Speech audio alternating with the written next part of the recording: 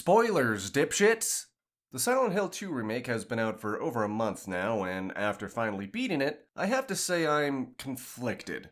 Objectively, the game is good, and if you've never played the original and are a fan of modern horror games like the RE4 remake or the Dead Space remake, you'll probably like this as well. But, and it's a big but and I cannot lie, I feel that a number of decisions made in the remake damages it. The first thing that stood out to me when booting up the game was the graphical options. There are several customizations like turning on and off a low HP vignette, turning off and on QTE buttons on screen, choosing between default or 90s mode, and customizing the firearm reticles. There are others, but these are the ones I want to focus on. These options, to me, show a lack of confidence. Take the low HP vignette, for example. It looks awful, and if you're like me, something like that would take you out of the game. But the game has systems to let you know James is low health, his jacket gets progressively bloodier, and he starts to limp and hunch over in pain. Having the QTE buttons on screen are the same thing, they don't look good and are immersion breaking. And at least on PC, the only button you ever have to push is the left mouse button, so you don't need something to show you the buttons. Now I have a question for you. Default mode or 90s mode? If you picked anything other than 90s mode, then your parents should apologize for dropping you as a baby. Okay, that was mean of me. But to my eye, 90s mode just looks so much better.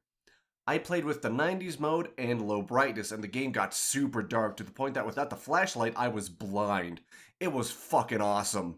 The remake changes the gameplay to make it more in line with modern games like The Last of Us 2 or Evil Within 2. Gone are the days of the faraway chase camera and combat stiffer than me in a nunnery.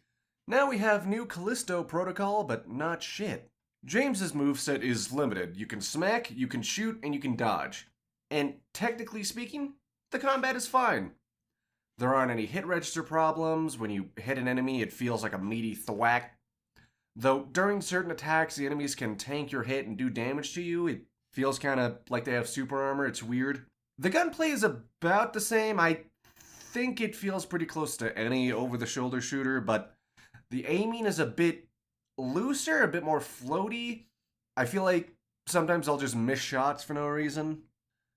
There's also this neat thing where you can keep wailing on a monster long after it died and James sounds super freak out. It's not a bad touch, I like it. But I think I prefer the combat from the original. The new combat is just too easy. Now, I did play on medium, so maybe hard is harder, but I think it's the dodge. You're able to move pretty far with the dodge and avoid taking any damage whatsoever, and there's no cooldown. I was way more willing to fight and clear out areas than in the original, meaning I was able to quickly understand the monster's movesets and deal with them. Oh, it's a mannequin, it's gonna dodge and then attack. Oh, it's the nurse. I have to back off after a few hits or they'll counter. You don't have a dodge in the original, you just have to awkwardly move yourself out of the way. Meaning, sure, one enemy was okay to deal with, but 2, 3, you were probably gonna die.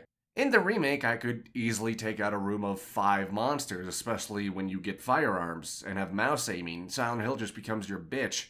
The new combat also, to me, looks sillier, because seeing the nurse grab the pipe and then perform feints is stupid.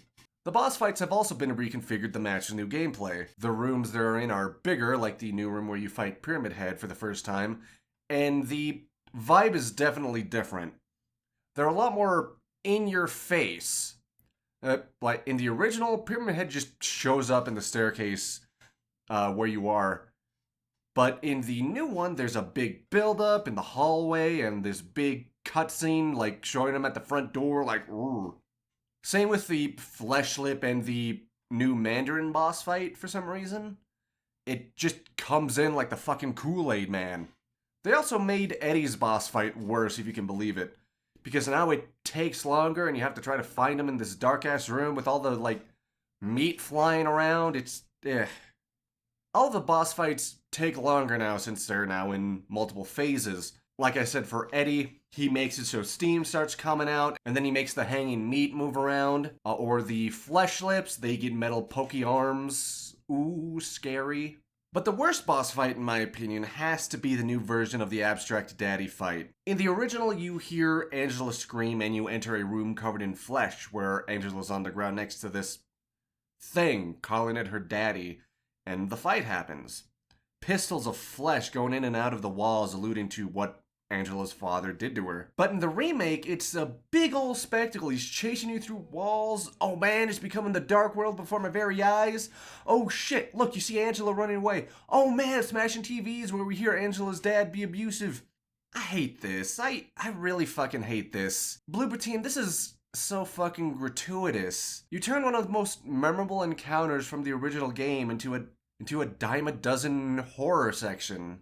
I have some other gameplay quibbles, like they do that thing modern games do where you have to press the interact button multiple times for the character to do a thing. Like, you have to click like 4 or 5 times for James to shove his arm down the toilet. He did that shit instantly in the original, gave no fucks. Making me press a button multiple times to do one thing doesn't make me feel more immersed, it makes me feel annoyed. As for the puzzles, they're fine. There are some new ones, like having to glue a vinyl record at the start, but a lot of the puzzles are remixes of the originals, like in the apartments. Instead of the coin puzzle from the original, you get a slightly different coin puzzle. The locked puzzle box from the hospital, well, it got moved to a different spot, and instead of having the hair in it, it makes a door appear. I get changing up the puzzles so people who played the original can't just steamroll through the segments, but if you're gonna make new puzzles, I don't know, make some new fucking puzzles. And what's funny is that, for some reason, Bloober Team added these interactions where you can look at stuff from the original game, like the tunnel where James originally gets the wooden board, and several of them are broken versions of the original puzzles. Why? All you get, if you get them all, is an achievement. New players are going to have no idea what they're looking at, and fans of the original are just going to find this wanky. Which leads to the elephant in the room, the story. The story is effectively copied one-to-one from the original, except just kind of shuffle around a bit. An example is actually at the start of the game, where you have the reading of the letter and then James's monologue. However, in the remake, they cut it short until after the vinyl record puzzle, or when Maria takes James to the strip club. There's a scene where Maria offers him a drink that he awkwardly refuses, and it's implied that he might be a recovering alcoholic, but they don't really do anything with that. It's just added for this one scene. They do a lot of that with the remake. Like, they added a mechanic where James can break glass and windows to either get into areas or get items, but as the game goes on, it only ever gets used really to get items. Bloober Team seems to be afraid to change or add anything, which is understandable, but it means that the changes they did make feel unnecessary and pointless. I would much rather they actually change the game and have been more creative with it than what they did here. James's personality is also somewhat different, and it's pretty much due to the voice direction. Where the original voice actor made him sound like a socially awkward weirdo, the remake makes him seem a lot more well-adjusted, for lack of a better term. He comes off like a less stupid Ethan Winters. It makes me wonder if that makes the twist at the end of the game hit harder. It might, but because he comes off as much more normal and remorseful guy, I wonder how many of the endings will feel in character.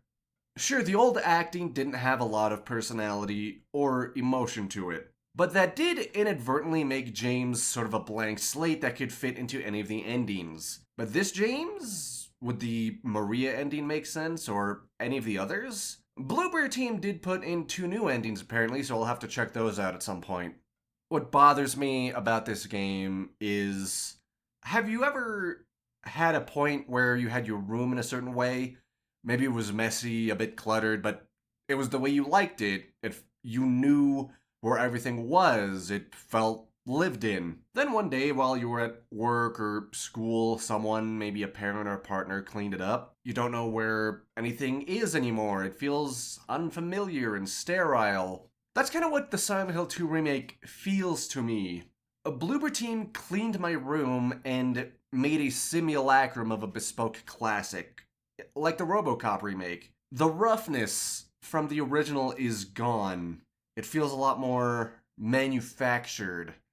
But, like I said, at the end of the day, it is a good game, but I don't think it's good as the original. And man, isn't it telling that one of Bloober Team's best games is one they didn't even make?